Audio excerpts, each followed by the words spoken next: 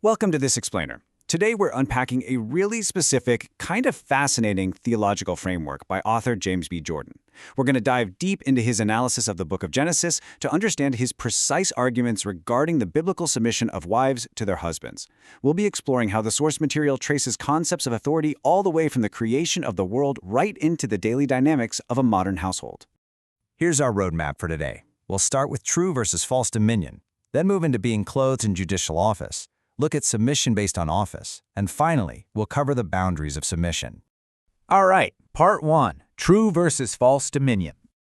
So Jordan points out a really vital distinction in the original Hebrew here. When God created the world, he didn't just make a pile of raw materials or dirt. The Hebrew word eretz, which we usually translate as earth, actually implies a highly structured, organized environment. It's completely different from just ground. Think of it like a massive covenantal architecture, where absolutely everything and everyone has a designated, purposeful role within a master plan. It's a space designed for order, not chaos. And getting a grip on that design is absolutely crucial for understanding everything he says later about human relationships. And this brilliantly sets up the primary conflict in Genesis. There's this profound difference between patiently receiving authority versus, acting like a tyrant and just grabbing it for yourself. According to the text, true dominion is all about waiting for God to officially confer power and authority onto you when you're genuinely ready. False dominion, that's the ever-present temptation to seize power prematurely. In practice, Jordan suggests this looks like forcing your will on others, dominating your environment, and demanding submission way before you've actually developed the wisdom to wield authority justly. Operating totally outside of that beautifully structured environment we just talked about. Let's move on to section 2, clothed in judicial office. Now let's look at how this builds into a really fascinating metaphor used throughout the text. The crucial point here is that true authority is an office you have to grow into through wisdom. It has absolutely nothing to do with your inherent personality or how charismatic you happen to be. Jordan describes this concept as wearing a robe of judicial office. Just like God is described as being clothed in light or glory, humans, made in his image, are meant to wear robes of office. But here's the kicker. You don't just wake up wearing this robe. It's not automatically yours just because of who you are.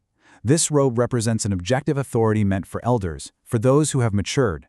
It's something you acquire over time by demonstrating patience and righteous wisdom. And that brings us to a super interesting reinterpretation of the Garden of Eden. According to the source, the temptation of Adam and Eve was fundamentally about seizing this exact judicial power. Essentially, the serpent was whispering, hey, you don't need to wait around to learn wisdom. Just bypass the process, grab the robe of office, and be the judges of good and evil right now. So in this framework, the original sin wasn't just breaking some random rule about eating a piece of fruit. It was this audacious move to seize ultimate power instead of patiently waiting for God to formally confer it. They wanted to be the judge right then and there. The author argues this is exactly why prematurely grasping for power always leads to tyranny. Legitimate authority by its very nature has to be granted by God. As the quote says, the robe of office is never seized but is always bestowed. When humans try to make themselves into ultimate judges without waiting for that authority to be properly bestowed, it destabilizes every single relationship around us. When we try to force authority, it disrupts the entire covenantal order, and what was intended to be harmony turns into a massive struggle for control. Let's dive into section 3, submission based on office. So, you're probably wondering, how does this ancient Genesis theology, all this talk about robes and true dominion, actually translate to husbands and wives today? How does a massive cosmic framework of authority filter down into the daily reality of a modern household? Well, this is where the framework gets highly specific. According to Jordan, a wife's submission is to the God-given office of the husband. It is not a submission to his specific personality, his charm, or whatever emotional state he happens to be in that day. The idea is that God set up various official relationships in the world to mirror his life among men. So from this perspective, a wife submits to her husband not just because she happens to like him personally, though obviously that's desirable, but strictly because of his structural office as head of the home. She is submitting to the architecture of the covenant, not to the subjective traits of the guy himself. What this means is that within this framework, the entire dynamic of the marriage is deeply objective. The husband is commanded to exercise biblical love and care for his wife because it is the fundamental duty of his office. It completely removes the shifting subjective whims of human emotion from the equation. His love isn't just based on fleeting feelings, it's anchored in a rock-solid principle of office. He cares for her because that's exactly what the role demands. And in the exact same way, her submission is to the office itself, regardless of his personal flaws or shortcomings. These are objective anchors that exist entirely outside of subjective feelings, creating a really resilient structure for the relationship, even when emotions are fluctuating. Which leads us to our final section, the boundaries of submission. Now, this authority we've been talking about is absolutely not a blank check. Jordan is adamant that because authority is tied strictly to an office and not the person holding it, it comes with really rigid, firmly defined boundaries. You only submit to an office within its proper sphere. If a husband steps outside the boundaries of that office, he actually invalidates the requirement for submission in that instance. The reasoning here is pretty profound but simple. Ultimate, absolute authority belongs only to God.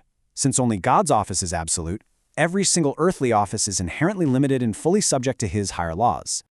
To give you an idea, the author points out highly practical scenarios where this boundary gets crossed.